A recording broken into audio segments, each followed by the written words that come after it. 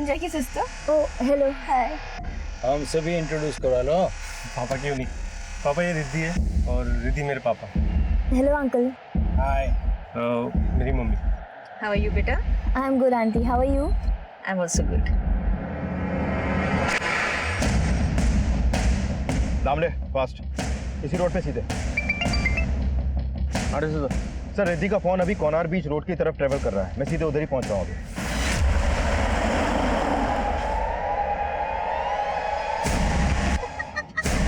क्या किया तुमने? आंटी मेरा बैग। इसका पिन नंबर क्या है? जल्दी बता। अरे सर, रिद्धि का फोन स्विच ऑफ हो गया अभी। 4 5 8 9।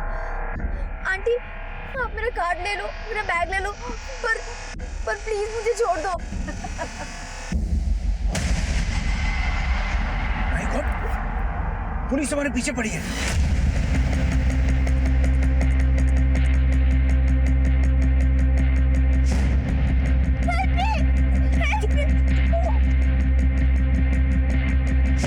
चलो ना जल्दी। इस गाड़ी को फॉलो करो।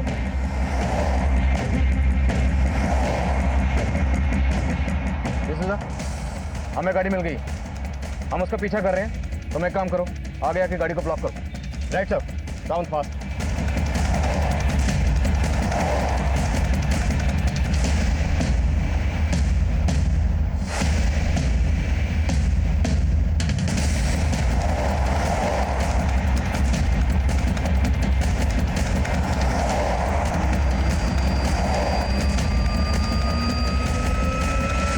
Hands up.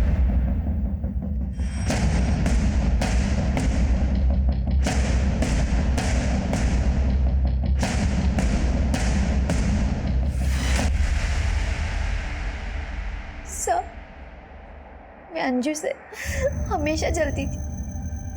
उसका बॉयफ्रेंड था और मेरा नहीं। तभी संजय ने मुझे फ्रेंड रिक्वेस्ट भेजा और मैंने जिस संजय ने तुम्हें फ्रेंड रिक्वेस्ट भेजी थी, वही संजय अमन बनकर अंजू से भी बात कर रहा था। क्या? मैंने और मेरी वाइफ मंगला ने गोवा में बुटीक शुरू किया था, लेकिन सर वो बुटीक नहीं चला। हम लॉस में आ गए। ये संजय भी हमारे यहाँ काम करता था, ये भी कड़का हो गया। इसलिए हम सबने मिलकर लोगों को ट्रैप करना और उनके पैसे लूटने का प्लान बनाया। संजय की गर्लफ्रेंड नीतू ये भी हमारे साथ शामिल हो गई। और इसी प्लान में मैंने फ्रेंडशिप ग्रुप का प्लान किया और उसमें अंजू ट्रैप हो गई। यहाँ तक कि मुझसे शादी करने के लिए भी तैयार होगी और अपना सारा गहना और पैसा लेके मेरे पास आ गई। सब रिद्धि को भी हमने अंजू की तरह ही फंसाया था। और सिल्वी, उसे कैसे फंसाया? अंजू की बॉडी को ठिकाने लगाने की हम सोच रहे थे, उतने में उस बुढ़िया का घर दिखाई दिया। उसका रेप किया, उसका सब कुछ लूट लिया और उसको मार डाला और उसकी बॉडी हमारे साथ ले गए।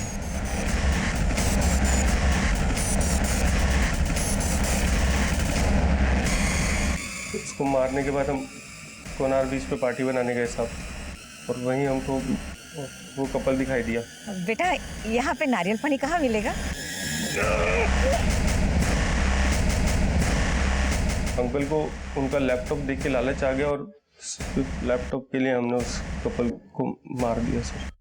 और वो टीनेजर लड़का लड़की, उनको भी ऐसे फंसाया?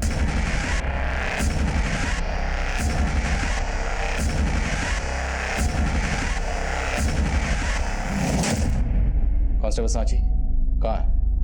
वो तुम लोग की मदद करती थी या? नहीं सर, उसको तो हम पे शक हो गया था। जी गाड़ी क्यों रोकी यहाँ पे? हम वो वेट कर रहे हैं किसी का। किसका वेट कर रहे हो? कहाँ से आए आप लोग? हीरानगर से मैडम। लेकिन आप इतना क्यों पूछ रही है? हम शरीफ लोग हैं। उस वक्त तो वो वहां से चली गई, लेकिन हमें लगा कि उससे हम पे शक हो गया है, इसलिए अगले दिन उसको उठा लिया सर।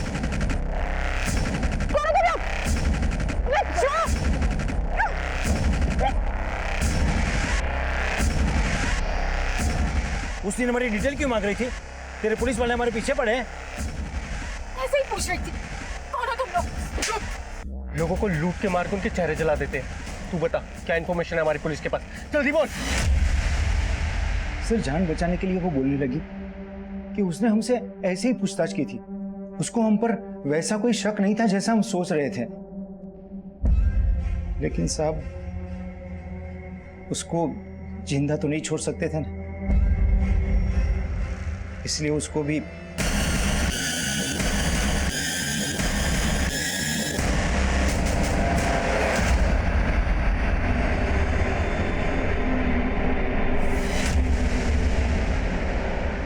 सांची की बॉडी कहाँ है?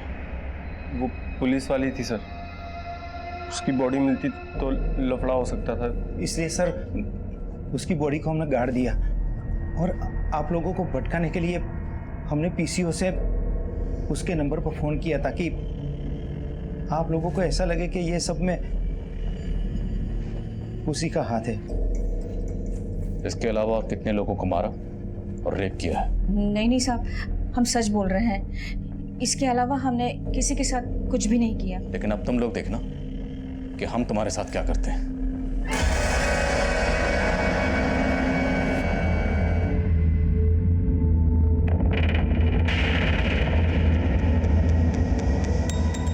कांस्टेबल सांची एक होनहार पुलिसकर्मी थी, लेकिन तजुर्बे की कमी की वजह से वो एक बड़ी चूक कर बैठी, जिसकी कीमत उसे अपनी जान देकर चुकानी पड़ी। वहीं जो गलती अंजू ने की थी, अब वही गलती रिद्धि भी दोहरा रही थी। एक ऐसे माहौल में जहां एक के बाद एक वारदातें घट रही थी, उसने एक ऐसे अजनबी पर भरोसा किया जिसे उसने पहले कभी देखा तक नहीं था। जुर्म की इस दस्तक को उसने अपनी नादानी से नजरअंदाज कर दिया। रिद्धि, अंजू, सांची, सिल्विया और अनीता के परिवार के अलावा बाकी दूसरे विक्टिम्स की पहचान भी अब कर ली गई है। इस दर्दनाक हादसे के बाद हमेशा की तरह गोवा का लॉ एंड ऑर्डर बरकरार है। टूरिस्ट और लोकल लोग पहले की तरह खुद को सुरक्षित महसूस कर रहे हैं। अब मैं आदिल खान आपसे इजाजत लेता हूं। आपसे फिर मुलाकात होगी एक नए केस के साथ। तब तक देखते रहिए क्राइम पेट्रोल दस्तक। मकसद बताना नहीं, बचाना है।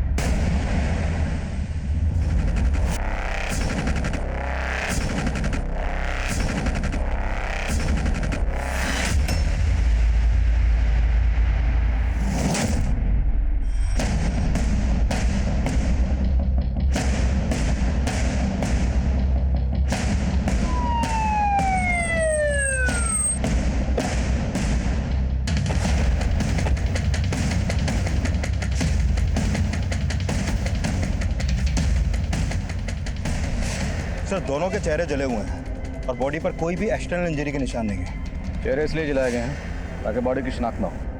इन लोगों से पूछो, शायद किसी ने कुछ देखा हो। सर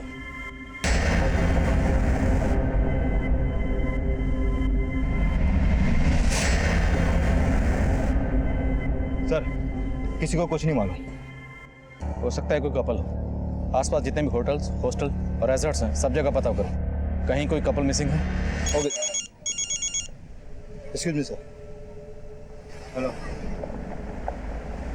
ठीक है हम पहुंचते हैं। सर इसी बीच पे आने वाले एक रास्ते पे 2 डेड बॉडीज और मिली हैं। बॉडी को पोस्टमार्टम ले लीजिए।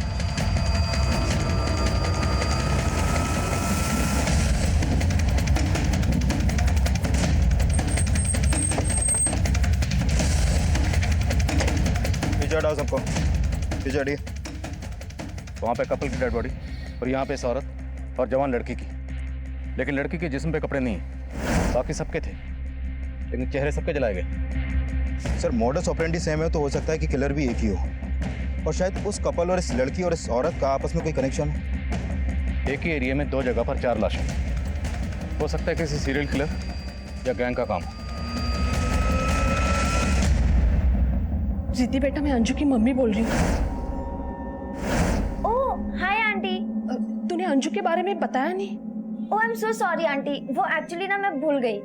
वैसे अंजू अब तक आई नहीं और ना ही उसका फोन लग रहा है।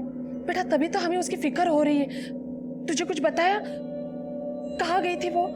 आंटी अगर वो मुझे कुछ बता के जाती तो मैं आपको पहले ही बता देती। एक मिनट आंटी, वो ना मुझे दूसरा कॉल आ रहा है, मैं आपसे बाद में बात करती हूँ। Hello Riddhi, hello. क्या हुआ? क्या बोला रिद्धि ने? अब हमें रिद्धि के भरोसे बैठना ठीक नहीं है। अंजू के हॉस्टल चलते हैं। मुझे कुछ ठीक नहीं लग रहा।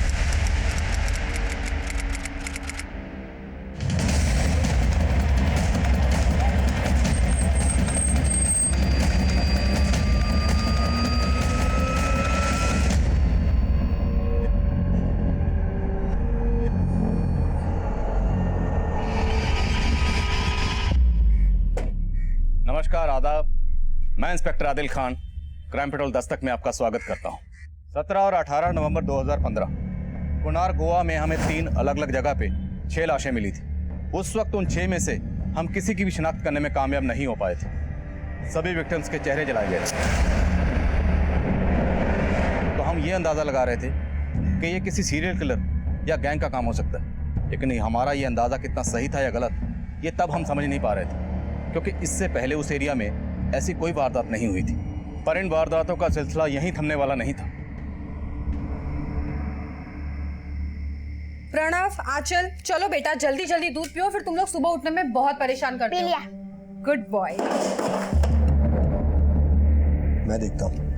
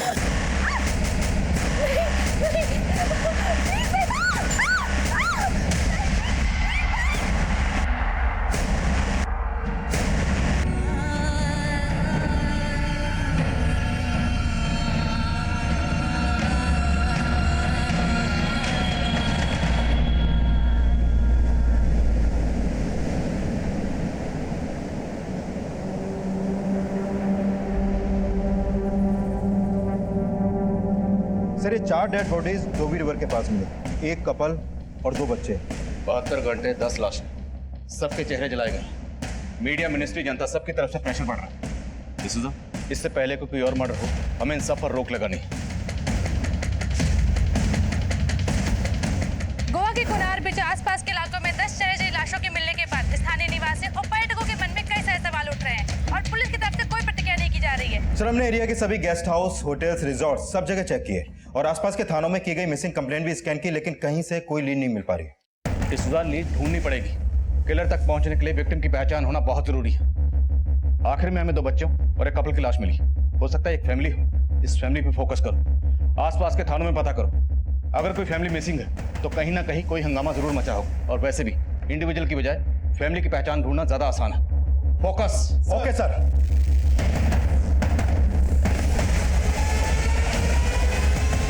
साची वो जो सोच रहा है सोचने दो, तुम बस अपने काम पर फोकस करना, कोई टेंशन नहीं होगी। और अगर कुछ प्रॉब्लम होती है तो मुझे आकर बताना, ठीक है? सही बोला आपने। अब फालतू बातें सोचनी नहीं है, सिर्फ काम करना है।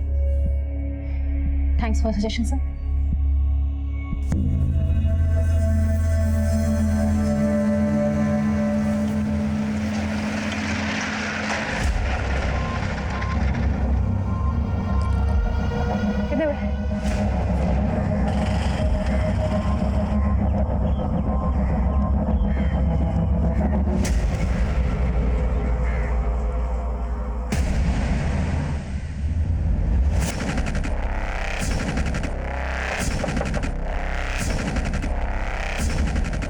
साची एक कांस्टेबल थी जो एक दूसरे एरिया संथार पुलिस स्टेशन में पीएसआई मोहिते के अंडर काम कर रही थी। सांची इस केस का वो अहम किरदार थी जिसका नाम इस केस में बहुत जल्दी उछलने वाला था। लेकिन उन 4 जगहों से मिली 10 लाशों में से अभी तक हम एक भी इंसान का नाम या पता मालूम नहीं कर पाए थे। कोनार बीच रोड, बोरपारा रिवर बीच और डोबी रिवर बीच। सर, इन सभी 4 जगहों से जो हमें 10 लाशें मिली, इन सभी लोगों का मर्डर इनका दम घोटने से हुआ है। और सिर्फ इनका मर्डर ही नहीं हुआ सर, इस बुजुर्ग औरत के साथ साथ बाकी लड़कियों के साथ गैंगरेप भी हुआ है। इस लड़की के बारे में श्योर नहीं है क्योंकि इसकी बॉडी से रेपिस्ट का डीएनए नहीं मिल पाया, क्योंकि इसकी लाश पानी में मिली थी तो हो सकता है डीएनए धुल गया हो। लेकिन सर, बाकी लड़कियों की बॉडी से 2-2 और ये औरत जिसकी लाश डोबी रिवर बीच से मिली, इसकी बॉडी से 4 रेपिस्ट के डीएनए मिले। मतलब बाकी के साथ 2 और इस औरत के साथ 4 लोगों ने रेप किया। सर, सबसे हैरान करने वाली बात तो यह है कि इस औरत की बॉडी से मिले 4 डीएनए उन 2 लोगों के डीएनए से बिल्कुल अलग हैं जो बाकी लड़कियों की बॉडी से मिले। सर, इस हिसाब से तो ये 6 लोगों का गैंग लगता है। लेकिन पोस्टमार्टम रिपोर्ट के हिसाब से कोनार बीच रोड और बोरपारा रिवर बीच, इन पर जो लाशें हमें मिली उन्हें कपड़ा और पेट्रोल डाल के जलाया गया। लेकिन जो लाशें हमें डोबी रिवर बीच पर मिली उन्हें केरोसिन और जूट डालकर जलाया गया। मतलब ये तीनों क्राइम सीन से ये चौथा क्राइम सीन थोड़ा अनकॉमन लग रहा है। और सर, ये औरत जिसका 4 लोगों ने रेप किया था, इसके बारे में ये पता चला है कि इसके मर्डर से कुछ महीने पहले इसका यूटेरस रिमूवल का ऑपरेशन हुआ था और इसकी बैक पर एक टैटू भी था। डिसूजा, इसके ऑपरेशन और इस टैटू के जरिए हम इसकी शिनाख्त कर सकते हैं। इलाके के जितने भी हॉस्पिटल हैं वहां से उन औरतों की लिस्ट बनाओ जिनका इस तरह का ऑपरेशन हुआ है। क्रिमिनल ने विक्टिम को 3 अलग अलग जगह पे पेट्रोल डाल के जलाया। हो सकता है उनके पास गाड़ी हो। क्राइम सीन पर कोई सीसीटीवी नहीं था, लेकिन हो सकता है क्राइम सीन की तरफ आने वाले रास्तों पर कोई ऐसा सीसीटीवी हो जहां पर क्रिमिनल से ताल्लुक रखने वाली गाड़ी कैप्चर हुई। उस गाड़ी के बारे में पता करो। सर,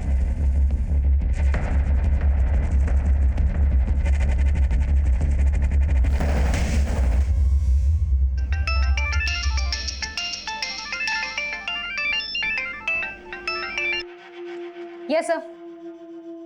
जी सर, बस निकल रही हूँ। Okay sir. सांची, अभी तो ड्यूटी से आई है, अब कहाँ जा रही है? इमरजेंसी है आई, मालूम है ना कितना लफड़ा चल रहा है, पर रात भर ड्यूटी पे रहना होगा। अरे आई, ड्यूटी पे नहीं जा रही है ये। बोला तो था मैंने, लड़के का चक्कर है। कितनों से कितना हफ्ता वसूल करती होगी वो तो अंदाजा नहीं है, उसका हिसाब नहीं रखती होगी। बस भाऊ, दोबारा मेरे कैरेक्टर या मेरी ईमानदारी के ऊपर उंगली उठाई ना तो ठीक नहीं होगा। अरे सांची, खाना तो खा के जा। अपने बेटे को खिलाई। बेटी की तो वैसे भी सिर्फ पगार से मतलब है तुम्हें।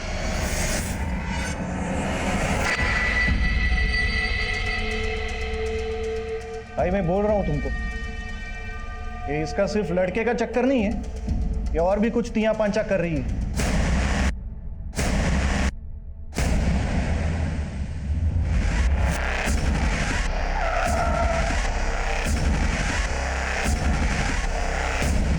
सर, आसपास के हॉस्पिटल से यूटेरस रिमूवल ऑपरेशन के 15 केसेस के बारे में पता चला। इनमें से एक ऑपरेशन 8 महीने पहले एक अनीता नाम की औरत ने करवाया था। सर, ऑपरेशन करने वाली टीम में से एक नर्स ने इस टैटू को आइडेंटिफाई किया है जो इस औरत की बैक पे था, जिसका 4 लोगों ने रेप किया था। सब पूरे चांसेस हैं कि ये औरत वही अनीता है।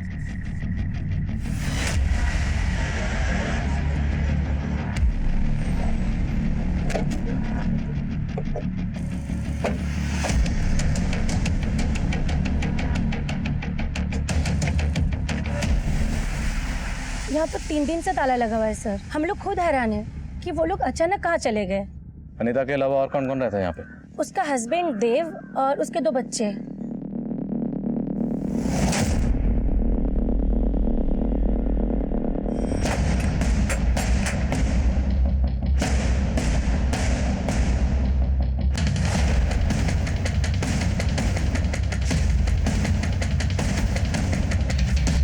घर की हालत देख के लगता है कि फैमिली के साथ जो भी हुआ इसी घर में हुआ।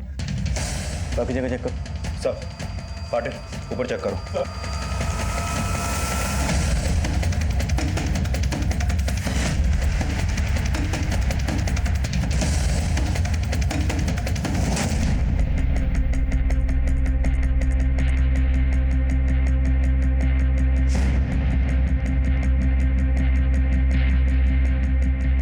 सर, सिर्फ मर्डर ही नहीं हुआ है, लूट के साइन भी मिले हैं।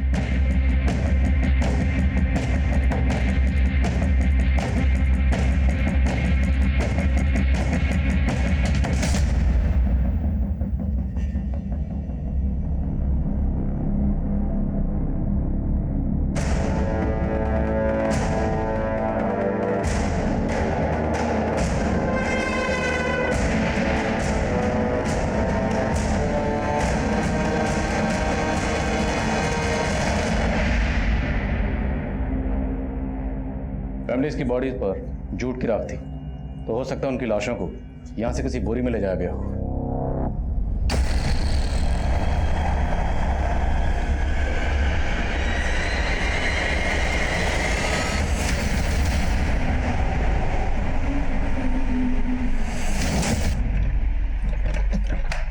सर लगता है लॉक है।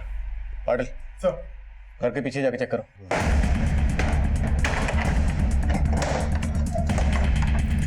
सर ये ताला लगा।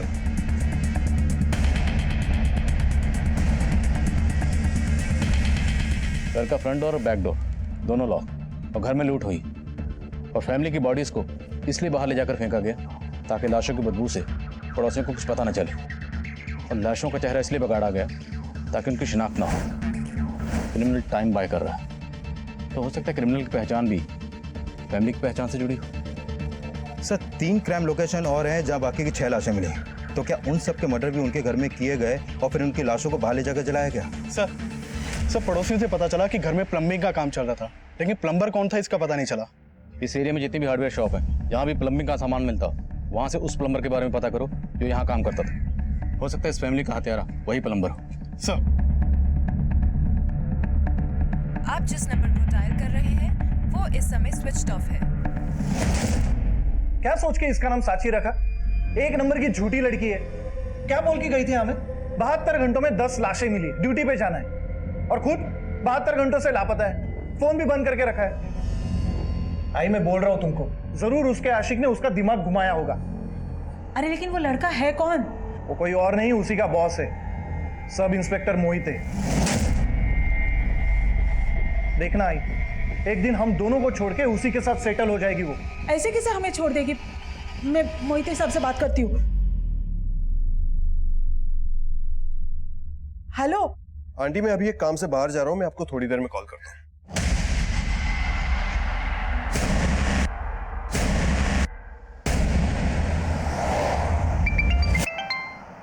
बोलो पाटिल। सर एक अंजू वर्मा नाम की लड़की जागृति गर्ल हॉस्टल में रहती थी, और सर वो हत्याओं वाले टाइम से ही गायब है। सर अंजू आगरा की रहने वाली है, और अंजू के पेरेंट्स यहाँ उसकी मिसिंग कंप्लेंट फाइल करवाने आए हैं। तो क्या जो बॉडीज हमें मिली हैं उनमें से एक अंजू की है? हो सकता है सर। सर अंजू 19 साल की थी, और हमें 2 टीनेज लड़कियों की लाश भी मिली थी। सर अंजू के पेरेंट्स ने बताया कि अंजू के राइट पैर में 6 उंगलियां हैं। गैंग रेप हमारी बेटी अंजू के साथ? ये सिर्फ एक लड़की के साथ नहीं हुआ, लेकिन आपकी बेटी अंजू की बॉडी के साथ हमें एक बुजुर्ग औरत की बॉडी भी मिली है। क्या आपकी जान पहचान का कोई रहता है यहाँ पे? नहीं सर, हमारी पहचान का यहाँ कोई नहीं रहता सर। हम भी अंजू को यहाँ अकेले रखने के खिलाफ थे, पर अंजू की जिद के आगे हम हार गए। अरे अंजू, अगर तुझे होटल मैनेजमेंट करना है तो आगरा से कर ले, इतनी दूर जाने की क्या जरूरत है? मम्मी मैं अकेले कहाँ हूँ, रिद्धि है ना मेरे साथ, और जब उसके पेरेंट्स अलाउ कर रहे हैं तो आप लोग क्यों नहीं?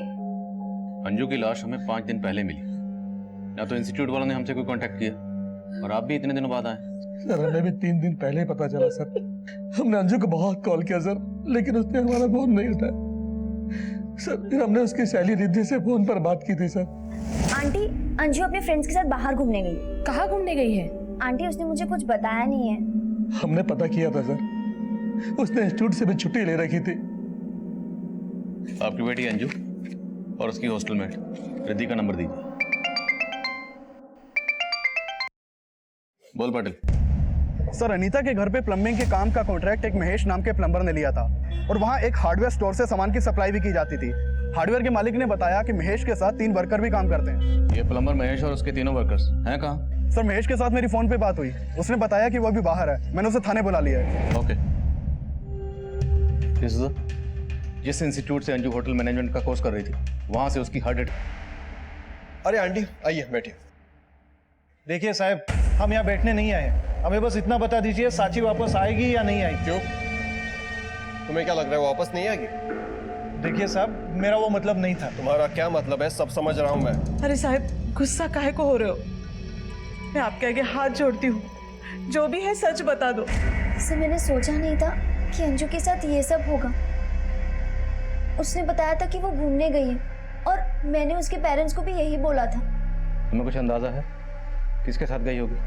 सर वो अपने बॉयफ्रेंड के साथ गई थी। कौन बॉयफ्रेंड? सर उसने मुझे कभी बताया नहीं, पर सर वो काफी दिनों से एक लड़के के साथ ऑनलाइन चैट करती थी।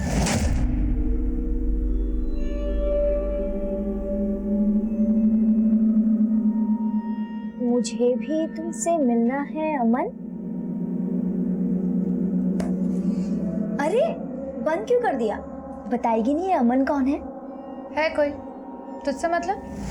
वो अमन के साथ सिर्फ चैट ही नहीं बल्कि फोन पे भी बहुत बात करती थी।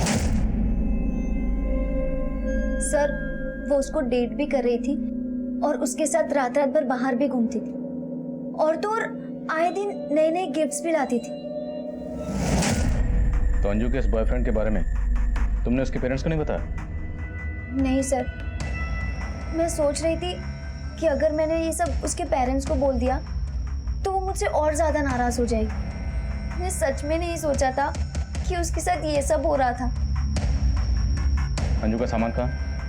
सर ये अलमारी। और सर वो लॉक करके गई है। लॉक छोड़।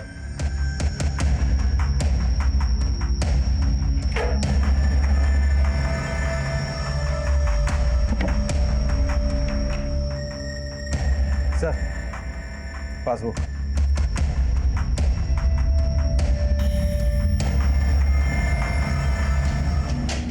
दस नवंबर को अकाउंट से 25,000 विड्रॉ हुए, 12 को विड्रॉ हुए 15,000, 15 को फिर 25,000 और 16 को 20,000। सर पोस्टमार्टम रिपोर्ट के हिसाब से अंजू का मर्डर भी 16 नवंबर को ही हुआ था। लेकिन डिसूजा, एक 19 साल की टीनेजर लड़की के अकाउंट में इतना सारा पैसा और फिर 6 दिन में 85,000 विड्रॉ। एक तरफ जहां इस केस में हम किसी गैंग या सीरियल किलर की थ्योरी बना रहे थे, वहीं अब तक आइडेंटिफाई हुए विक्टिम्स की बैकग्राउंड में जिन सस्पिशियस लोगों की जानकारी हमें मिली थी, उनमें से एक था अनीता के घर में काम करने वाला प्लम्बर महेश और दूसरा अंजू के बॉयफ्रेंड अमन का नाम सामने आया था। क्राइम्स की मॉडस ऑपरेंडी सेम होने के बावजूद कई ऐसी चीज़ें सामने आ रही थी जो ये शक पैदा कर रही थी कि इन सभी विक्टिम्स को मारकर जलाने वालों का क्या आपस में कोई कनेक्शन है या कहानी कुछ और है। एक तरफ जहां हम अंजू की जिंदगी से जुड़े राज पता कर रहे थे, वहीं दूसरी तरफ अनीता के घर में काम करने वाले प्लम्बर महेश का बयान इस केस को कोई दूसरी दिशा दे रहा था। तो तू है वो प्लम्बर महेश जो अनीता के घर में काम कर रहा था? जी साहब, मेरे को भी फैमिली का मर्डर का सुन के बड़ा धक्का लगा। धक्का तो लगेगा, तुझे तेरे पैसे जो नहीं मिले, काम बीच में बंद हो गया ना? हाँ साहब, लेकिन साहब लेकिन छोड़, जो तेरे बाकी वर्कर्स थे वो कहाँ है?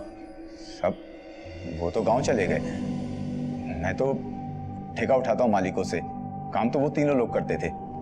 एक दिन अचानक वो छुट्टी लेके चले गए। अब तो सब मेरे को भी लगता है उन्हीं लोगों ने लफड़ा किया है, तभी वो गायब हो गए हैं। उन सबके नाम, गांव के नाम और फोन नंबर बोल। सब गांव का नाम तो याद नहीं आ रहा और वो फोन रखते नहीं है। अच्छा, तेरे वर्कर्स हैं ना, तो तुझे उनके गांव का नाम पता है और ना ही तेरे पास उनका फोन नंबर है। अब आपसे क्या छिपाऊंगा साहब, मैं तो खुद ही पछता रहा हूं उनको काम पे रख के। उनको काम का जरूरत था, मेरे को आदमी लोगों का, तभी उनको मैंने काम पर रख लिया।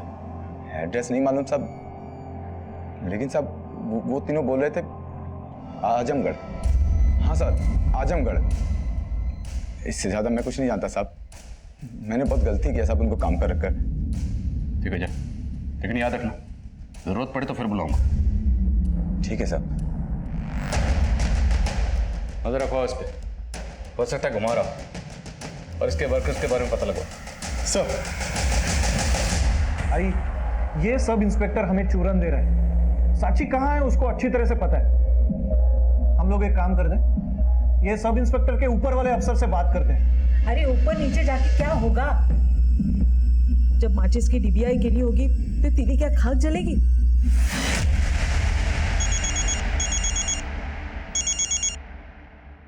हेलो।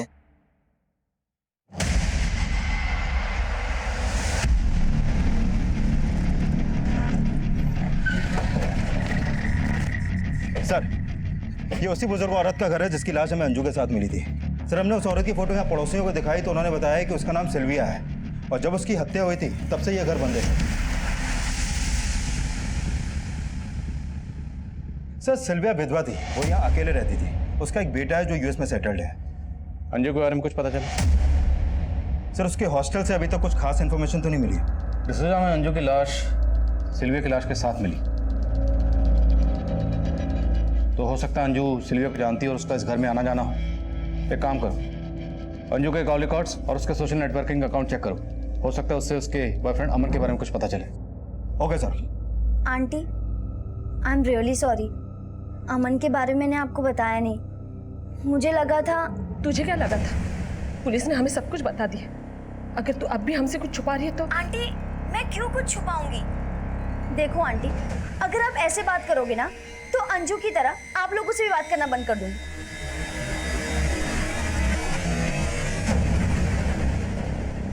रिद्धि क्या छुपा रही होगी? इसका अंदाजा उस वक्त हम भी नहीं लगा पा रहे थे, पर हकीकत यह भी थी कि अंजू की जिंदगी से जुड़े असल राज रिद्धि की सोच से भी परे थे। प्लम्बर महेश के बयान की बुनियाद पर हमने राजू, गिरीश और सखाराम, इन तीनों वर्कर्स को रिमांड पर लिया। तो ठेकेदार साहब, ये राजू, सखाराम और गिरीश ये तो तेरे लिए काम ही नहीं करते। नहीं साहब, वो गलती हो गई ना। कोई बात नहीं, तेरी गलती हम सुधार देते। तेरे लिए जो काम करते थे वो तो एल्विन, मोहसिन और बॉबी। याद आया? बोल, याद आया? उन तीनों को हमने उठा लिया। अब तेरी बारी है। 10 लाशें मिली हैं और कितने लोगों को मारा है? हमने सिर्फ 4 को मारा है साहब, बाकी का पता हमने नहीं किया था। हम लोगों के टारगेट पर बस वो फैमिली थी।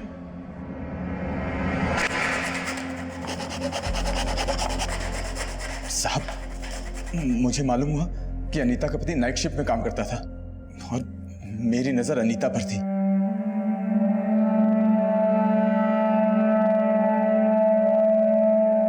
इसलिए मैं अपने साथियों के साथ अनीता के घर पहुंचा।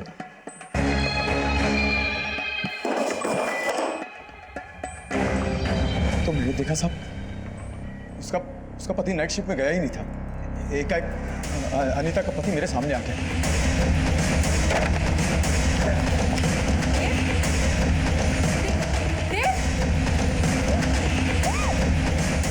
मैंने उसका गला घोट के मार दिया। मेरी नजर अनीता पर पड़ी।